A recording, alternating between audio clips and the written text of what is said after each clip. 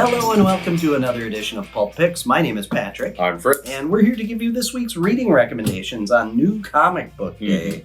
And it's a very heavy Marvel week. We've got a lot of big Marvel titles. We've got a few new indie titles. Medium lightish on the DC side, but lots of good stuff to read. And Fritz, you've gone with something that's old and new. Yeah. So my pick this week is Johnny Quest #1, latest in the series of old cartoons being revisited by Dynamite Comics.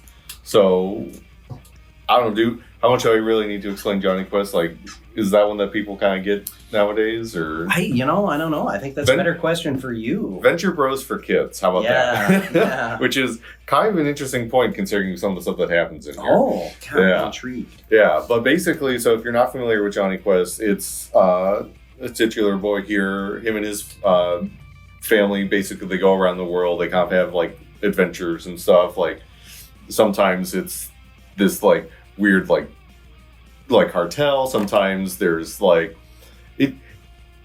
One of the things that was always great about the original cartoon is it was super varied, because like it could be like there's people like trying to like do like a smuggling operation out in like the timberlands of Canada. Sometimes it's a rogue Nazi stranded in a mountain in Africa. Sometimes it's monsters from an escaped experiment. It could kind of almost be anything. And this comic really captures that vibe of just like them just getting to these like, because it would almost always be them like kind of like stumbling into like these like weird situations and having to like think their way out of it a lot of the time. Yeah. And this one, they find themselves back on their like home island, but something's like weird, like stuff's like kind of how it was, but different, but also feels like no one's been there for forever. So they're trying to figure out what happens. Well, like what happened to them, like how things have changed, and they slowly kind of like piece together, like, oh, this is what happened, and like kind of get an idea of like, oh, maybe this is how we can fix it. But obviously, this being like a whole like mystery scenario, there's a bunch of stuff that they don't like completely understand yet. There's some threats that pop up that like you're like, oh, okay, what's this about? And then like at the end of the issue, it's just like, oh, that's what that's about. Yeah, it's really one of the great things about this is, despite being based on a cartoon from the 60s, they're able to like capture like the voice and tone of it without like making it feel dated. Sure. Like you don't really need to like have too much of a baseline knowledge of the original cartoon to enjoy this, which is, I'll say this for like the Dynamite stuff they've been putting out, or like older cartoon books. They're good regardless if you have actually grew up watching those things. Like Space Ghost, you don't need to have watched the cartoon to get a good feel for it. Obviously, those kind of things help, but it's as its own thing, like just a fun little adventure book. The art is gorgeous in here. Whoever does the coloring, I really like the coloring on this book. It's Lorenzo Scaramella. Scaramella, yeah. Yeah, like the coloring on this I just really enjoy, but it's just like it's a fun little adventure. It ends on a great cliffhanger, just like, oh, things are probably going to get worse before they get better for the team. Yeah. But well, and so walk us through, for those that are not familiar, who's on the team. Yeah. So obviously you got Johnny. He's kind of like your typical like adventurous, inquisitive like kid who's just like kind of always getting themselves into trouble.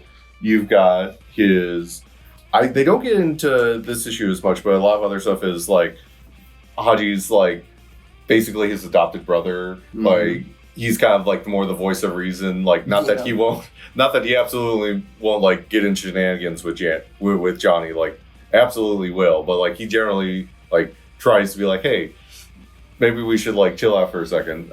His dog Bandit, obviously with the mask, like just cute little sidekick dog, always kind of getting into his own little mischief.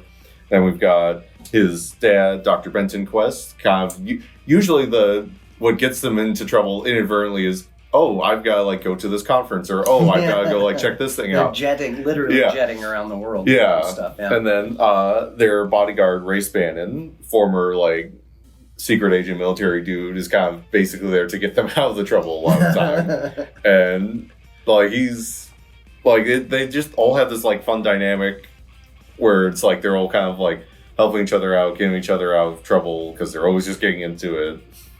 And I don't know, I never know what to make of these things when they're based off of old properties because it can be so easy.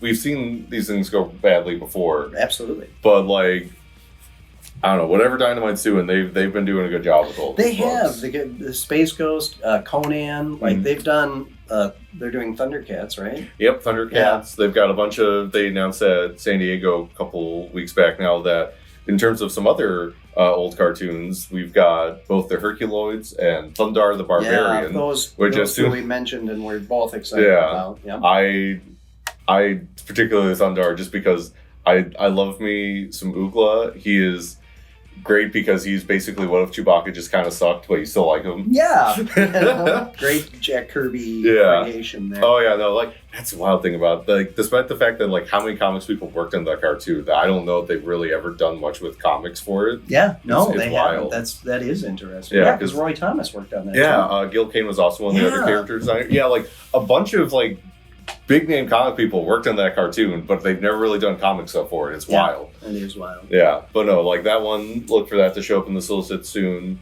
A bunch. They announced some other stuff. Like I think they're going to be doing a DuckTales comic too. Yes, they announced that they got that they now have the rights to DuckTales, which should be good. Yeah, so it's a bunch of good stuff for people who, if they just want to like have a nice little Saturday morning, but instead of watching the cartoons, they're reading the cartoons. Like, there's plenty of you for that now. It's going to be really interesting to see because IDW walked away from a lot of licenses a couple of years ago, and their thought process behind it was that paying for the licenses ended up being too much overhead to be able to make money on the comics. Now Dynamite is diving heavily into that, so can they financially pull it off? But I'll tell you, a good approach is to just make good content. Yeah. So, hopefully. I will say another thing that, like, so the big thing with, like, this and the Space Ghost comic is, like, I was going to say a couple years back, but it's closer to a decade now, like, DC was doing a bunch of the Hanna-Barbera stuff, and they had, like, Future Quest, so you had, like, these two books. They had a bunch of other old Hanna-Barbera action stuff like Birdman, Galaxy Trio, like all those kind of characters showing up, and I loved that comic. So like I was really like, okay, how are these like newer books going to be able to handle? And again, like they've been doing a great job so far. Like absolutely, like they're.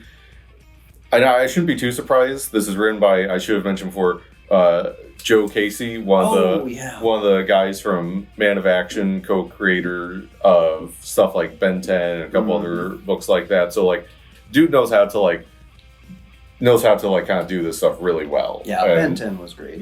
Yeah, awesome. I'm super stoked. I'm gonna check it out for sure. Yeah, but since we got number one, let's have a. So bookend Alpha and Omega here. Yeah, so. Sad day. I went with She-Hulk number 10, and it's sad because this is the end. This is the last issue of this series and the second volume that Rainbow Rowell did. So this series all along, and the people that have really enjoyed it and that I've talked to, have all kind of had a similar reason for enjoying it. And it's because it's more of a... This is about, it could more appropriately be titled Jennifer Walters Happens to be She-Hulk, right? Because while there are definitely, she's in She-Hulk form almost the entirety of both of these series. And while she does have some superpowered adventures, for the most part, everything is...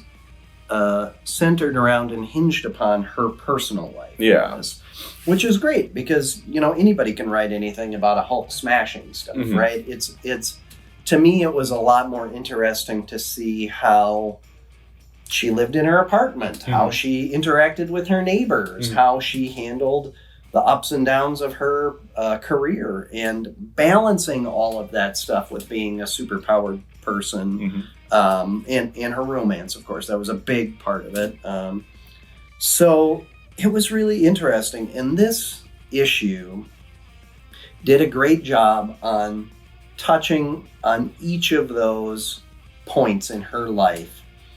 her professional, her friendships, her roommates that were crashing with her, her love life, her professional life, legal professional life, her superhero professional life, and how all of these things are all pulling her in different directions. And you really got the impression during this one that she was kind of overwhelmed with how to prioritize things. So it was really good. And we don't really get a ribbon on much of anything, which is both great and a little frustrating. It's great because hopefully somebody who is a capable writer will pick up where this leaves off with She-Hulk Jennifer Walters.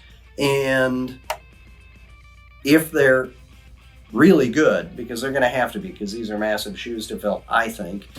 I get it. Yeah. They're going to be on the right track, because this to me is exactly the type of book that is much more interesting. I like stuff that spends more time thinking about the superhero as a person as opposed to just this larger than life character. So, and not that big adventures or huge smash up fights and whatever aren't fun, or trying to save the universe from imminent doom. That's all great, but you feel more invested when you have a relationship with that character on a personal level, when you're able to relate to them a little bit more. Again, the art is gorgeous. The coloring in this is fantastic. This cover was a bit of a outlier for most of it, because a lot of them were very simple, vibrant colored kind of stuff. And here we're trying to put the cast of characters behind her, and it feels a little more like a #1 cover, honestly, than an end of a series cover. But I really like that we're able to kind of touch base and see where everybody's at the end of this arc. But I really enjoyed this one. And for this type of book, when you look at what we were doing for sales, they stayed pretty steady. And obviously a lot of people who are stopping into comic shops are drawn to the big superhero, massive, bombastic action kind of stuff. So I think for this one to have remained as steady as it was really says something to how well cared for the character was this entire time, and what a great introspective it was. Because she's been through the ringer the last 10 years. They've really... And they haven't really figured out what they wanted to do with She-Hulk. She was angry gray She-Hulk. She was big, dumb, angry green She-Hulk, hooking up with Thor for quite a while. So, to see this one where it was like more about her kind of putting the pieces back together of her life, it kind of felt like, there was a while there where a lot of Marvel characters kind of spun out into kind of crazy directions, and they'd go, "Hey, Mark Waid, can you come in and kind of reset this book for us?" It felt kind of like that. And that's high praise too, because Mark Waid is obviously one of the all-time great comic writers. So anyway, I thought it was really good. I really enjoyed this series, and I highly recommend that if you didn't read it, that you pick it up in the upcoming graphic novel that will collect the back half of this series. We should have the first volume of this particular series, and I'll have to check and make sure that we've got the previous run that they did as well. But anyway. And I will say, if you do like Rainbow's writing, I believe they are also doing the backup story in Action Comics right now for this current arc. Yeah. And hopefully a whole bunch of other stuff. Excellent writer. I've really, truly enjoyed it thoroughly. It's, when one of the first books that you're looking to pick up is, a She-Hulk personal story, like, that it's being done really well. Because that's just not, it's just not typical, right? It's not the majority of stuff that's being put out there, so, But all right, speaking of She-Hulk. Segue to another She-Hulk. Very different She-Hulk. Much more depressing She-Hulk. Yeah, should we do the whole, hey, this is a first appearance of a new character, so, if you're speculating on books, I don't recommend speculating. We had a conversation about this yesterday. It's not that you can't do, but you need to be smart about it. Which does often translate to don't do it. But right. Well, comic books aren't a pyramid scheme, right? No. There's no get rich quick on comic books. That's just not the way that things work. And comics are consumables, not commodities. They Yeah. don't become commodities until they're really old, have a proven track record with a character that's got a first appearance or whatever. So if you want to invest, do Silver Age books. We got plenty of those. And that's, a fun hobby but it's not a get-rich-quick scheme. No. Just don't do that. So that's just our little PSA for Yes, that's everyone. our PSA. Yeah. All right, and then now we can throw up the graphic with... Yes. Ultimates, issue 3. Oh, so good. Yes. So, no surprise, we picked the other 2 issues for this one. And this might be my favorite issue so far. Yeah, I feel like this might be a run where I say that a lot. Where it's like every time a new one comes out, it's just like, this is my new favorite one. Well, yeah, because last issue was the whole Captain America retrospective, which was great. Yeah, and then this one is so fun because it's the premise of this is Iron Lad, Thor, and Sif are going to this island to try and track down some potential allies in their fight against the Maker and his allies. His cabal. Yeah. Yeah, because they need to superpower their lineup. Yeah. They just don't have enough. Yeah, they just don't. Big hitters. Yeah, and so they go to an island that's full of Gamma, being like, hey, the Hulk's a big problem for us. We should find something that's a good counter for that. Right, and it appears as though the Maker is trying to keep this hidden and unavailable for people to get at, so what's there? Yeah, and they kind of find out, and the answer is both, it's horrifying and unsurprising, and it's also kind of almost exactly what they need in a way. Yes. So each of these issues, or at least mainly this one, the previous issue, have to an extent delved into a lot of some real world parallels. Last issue was a lot of stuff to do with the kind of merging of corporations with government, a lot of the weird yucky stuff that could come from that. Right. With the whole Midas being in having the White House and just having all these horrible things that they were using America Chavez for. This issue gets into the exploitation of native peoples and their land and just how we do these terrible things and just kind of leave them to rot, basically. Yeah, and there's a lot of military testing of weapons happening, which is that is based in reality too in this specific there's a couple geographical area. Yeah, there's a couple military dossiers that pop up in here, and you get some more insight into the thought process of the people that did this, and it's just it's real bad and messed up and just in a way where you can't stop reading, you need to see more. Yeah, well, and so it's icky on a number of levels, right? It's icky on just the how heartless the approach to these tests were, and to everybody, not just the people who lived here, but also the people who were helping them try to do the studies, and then.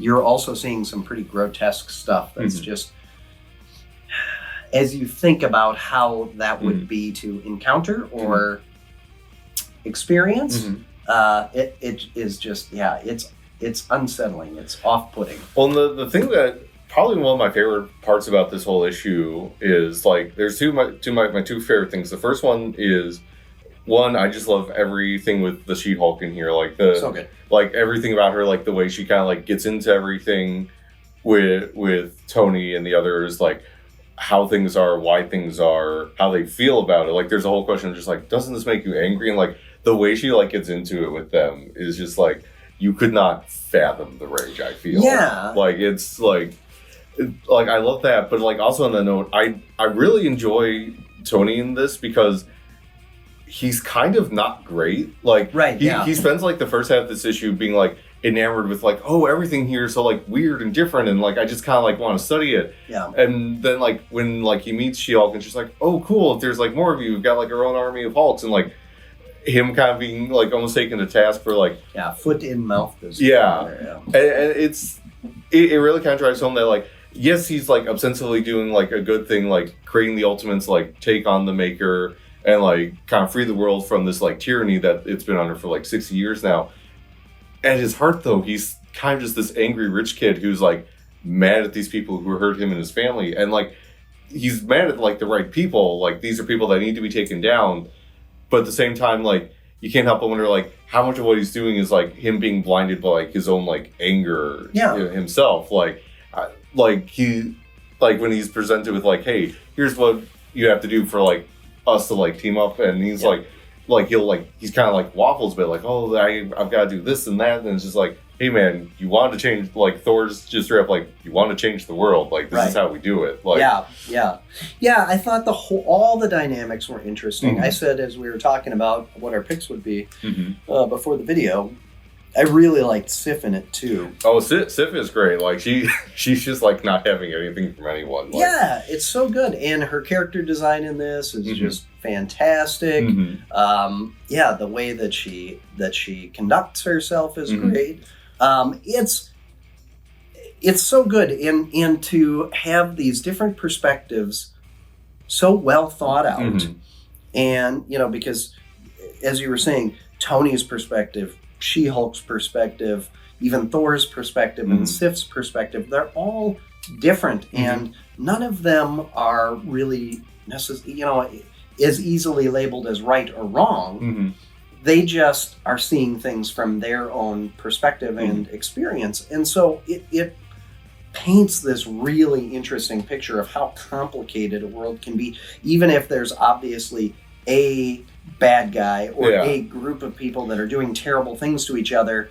That doesn't mean that you all see things the same way on who's been wronged, how they've been wronged, and what the right way forward is. It was really interesting. This book also does a lot of, despite the fact that he's not really like in it, a lot of good work like establishing like what kind of person Banner is in this world. Oh, I'm glad you said that because I was thinking it earlier. Yeah, no, because like they're between like he gets brought up in like the dossiers. There's like a little bit with him at the very end where like he's got like a couple of choice lines where like it very much like establishes both like how like why he would be mad about what happens in this issue, but at the same time like makes him even like more of a like horrible person for like why he's mad. Like such great foreshadowing for when we meet this guy. Like he like because like when the little bit we got of him in like the Ultimate Invasion mini and that like he seemed like one of their kind of like more like reasonable members of like the Makers Council. Like like he was just like listen, like I'm not entirely the biggest fan of how the world is, but it's the best way we can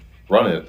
And like as we've been starting to see like more and more, it's just like what lies does someone tell themselves to like make up for like the horrible things that they've done and will do? And like you really start to see in this issue like, oh, he's on a bunch and he just like doesn't seem to really want to think about it that way. How are they going to wrap up the first volume, first story arc in just a few more issues? So they have posted, I don't know if they posted the full solicit, but they have shown off the cover for the November issue, and I feel like a lot of the stuff that we bring up in here is going to come to a head in that issue. Well, that must be where they're at. It must be issue 6 then where they're, right? Yeah. Because we'll have September, October, and then November. Yeah, issue 6 seems to be like the end of this first arc, and funny enough, it's this being the Ultimate Avengers, basically. Who do you think is going to be the first thing they have to fight? Oh. Yeah. Man. All right, interesting. Well, there is... I know that there are a number of books that we kind of keep on picking, the Ultimate line of books being one, but there's a reason for it. And again, you know, we're pretty well into this whole concept with a number of titles and a whole bunch of issues out, and people are again holding strong on their subscriptions to this series. So there's a reason why we're picking it, and hopefully if you've been watching the videos, you've tried it out, and if not, you know, all putting together all the issues is going to be impossible at this point, but be looking for the trade paperbacks to be coming out because they're going to be fantastic. Also, speaking of the Makers Council here, they announced in San Diego there's going to be a one-shot coming out, I think in either November or December, where it's actually all about what they've kind of been up to behind the scenes, because like we've been getting bits of them here and there and some of the stuff like like obviously like Khonshu and Ra have been big over in Black Panther. Captain Britain's been showing up a bit in Ultimates and Spider-Man. Yeah. But yeah, there's going to be one shot kind of just getting into like, what they've been doing, how they've been preparing in between like the scenes since the end of Ultimate Invasion and now.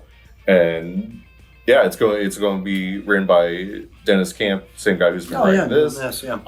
He said that like a couple surprise characters might show up that people are going to be super excited about. So, interesting. As someone who's been excited about everything with the Ultimate books, I'm very excited, obviously. Yeah, for sure. And every time that we've got something like that comes out, or any new issues as they expand kind of the Ultimate lineup, or any of the other stuff.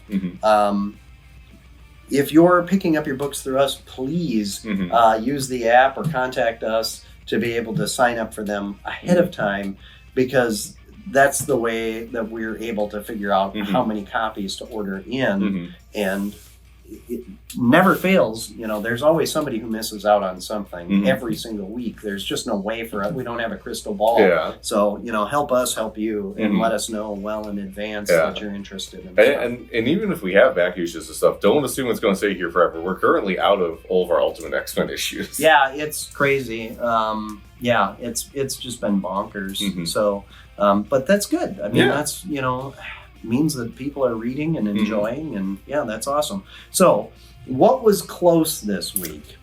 Oh, what was close?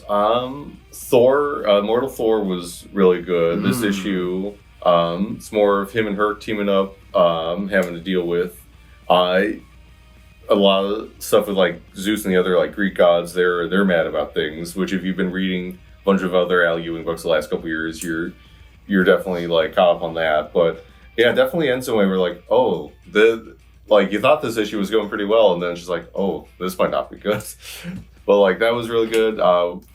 We were talking also about like Transformers. This issue, like I simultaneously a lot of moments like oh no, like a lot of this couldn't have gone worse. And again, just like there's so much good characterization here. Like I love this version of Alita 1 just being like Optimus, you kind of suck. I don't like you. Like upset about the Autobots that were not on Cybertron. Yeah, justifiably so. Like I can't blame her for feeling the way she does about it. I love how this version of Shockwave is just crazy.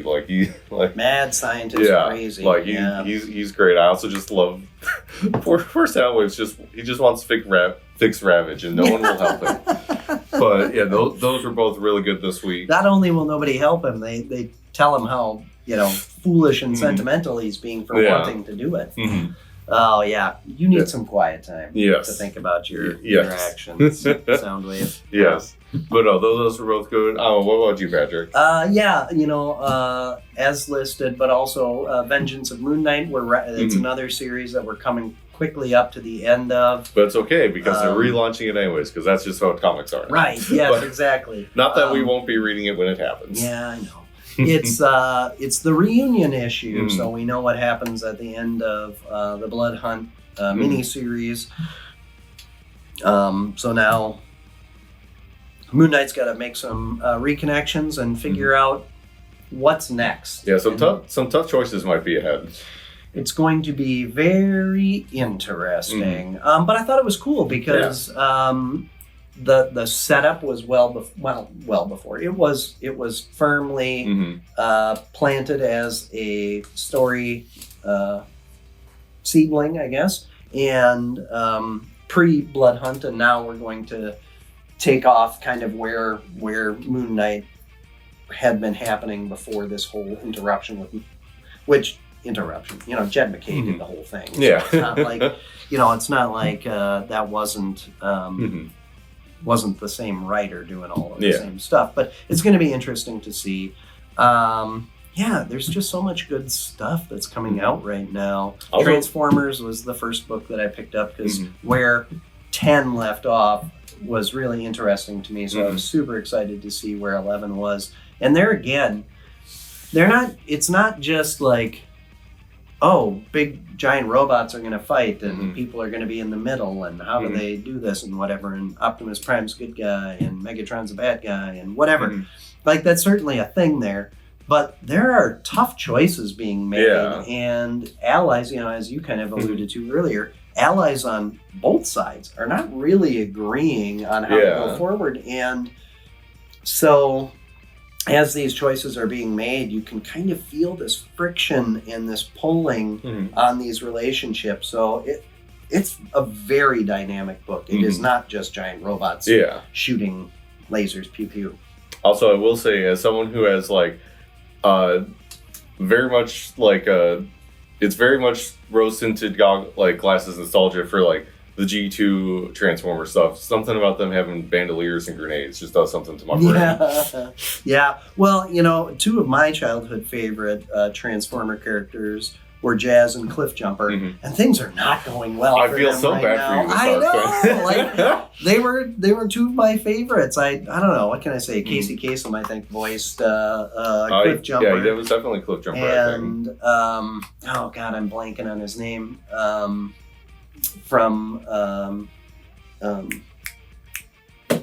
It's gone. Yeah. It's gone. There's no point in trying to stick around. But anyway, lots of good stuff. Okay, so we alluded to there's stuff coming up soon that people should get signed up for ahead of time. What series are coming up that you're excited about, and what are some series that or properties or concepts that have not been announced that you would like to see? That's kind of one of the comments that we got last week. That's a good question. Something, obviously DC Scatman Crothers. Okay, that was I was trying to think of it too, and it's just as soon as you said it, it's just yes. Fantastic. Yes. Yeah. But yeah, obviously, so for DC Marvel, they've always got characters that I love to see more that just don't ever get the time of day. So DC, hey, it'd be cool if there was a demon comic or something like that. Oh yeah. That'd be cool. Marvel, trying to think here, what'd be a fun one? Just because it'd be funny to see them just try, I don't even know if it could possibly be good in this day and age. But boy, what if they ever try doing another not brand comic? Yes, they should. That would be great. That'd be such a wild pull. Yeah, I'm honestly surprised they don't have Scotty Young heading up a group of people. Yeah, honestly, Scotty Young could do that. He could absolutely make that book work. he does the covers and maybe writes the forward story or something, the first story, and then have a couple other people do some other stuff. I don't know if it's a book that would have real legs in this day and age, which is how competitive the market is, but it'd be something just a one shot would be fun. It'd be great. Yeah, but fantastic. Yeah, something like that. If we're talking just other possible properties, I'm not sure right now, to be honest. I feel most of anything, if I wanted to reread it, it's getting something, which is a kind of a cool thing to have happen. Well, since intellectual property is being monetized so much now, everybody's buying rights to it and trying to cash in. So you're right.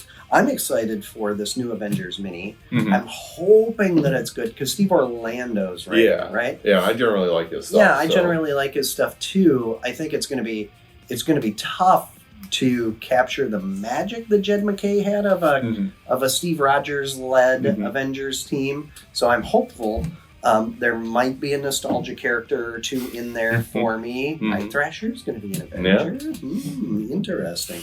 So we'll see, especially since they did that mini-series with Night Thrasher. Now he's showing up in something the 90s are cool again, man. So that's exciting. Yeah, if we're talking just creators I like to see some more stuff from, no surprise, it's a lot of people that usually end up on here. I'd love to see more from Al Ewing, Graham V, Jonathan Hickman. You're only writing one book right now, I think. Right, so I'd love really anything from him is always at least on the radar. Yeah. But where's Chad Moore? He hasn't done anything a bit. Anything from him would be fantastic. I know that Brubaker appears to be not interested in anything superhero-y and doing the hardball detective stuff. But I would love to see a Brubaker superhero comic again. Also excited about the Plastic Man Black Label book. Yeah, I alluded to that in the comments last week. I am stoked for this. I've been begging for, one would think, kind of a tongue-in-cheek, funny, gritty Plastic Man. I mean, just kind of based on where DC has been with these kinds of stories with I don't know, what would you call him, a D-list character at this point? D or C. Yeah, like, yeah. Like he's one of those guys that kind of like ebbs and flows, like depending on like, because like, yeah, sometimes he's like on the Justice League, sometimes he's not in anything. So that Police Comics facsimile last week was just gorgeous. I love how DC does those. That's actually something that I'd really like to see. I'd like to see Marvel and DC republish titles in order, in kind of a classic printing style, you know, like DC does their facsimiles without doing all the computerized coloring and super glossy pages. Because that'd be fun to put together a collection of that and be able to just kind of read it old school. But, all right, well, we've been talking a lot here. So let us know in the comments what you've been reading and enjoying. We always love that. If you've got any questions for us that you want us to address, we'd love to do that as well. Be sure to like, follow, subscribe, all of that happy crap that everybody asks you to do. Get in here and check out these books because it's just such a good time. And, you know, picking up that physical copy and reading it, there's just something much more enriching about that experience. Feel it in your hands. Yes, exactly. Yeah. That could be the turn the pages. Yeah. And, you know, get out there and do some reading. Yeah. It's there's all kinds of stories that are just waiting for you to tap into. And hey, you don't want to read the comics? We've got graphic novels. You don't like the graphic novels? We got manga. You want to look for some old stuff? We've got a dollar section that's full of a bunch of hidden treasures. We've got half off graphic novels. We've got back issues if you're more into that collecting hobby. And manga, really, like if there's something you're like looking for, we probably either have it or we can probably get it for you. So yeah. Until we see you next time, enjoy the reading.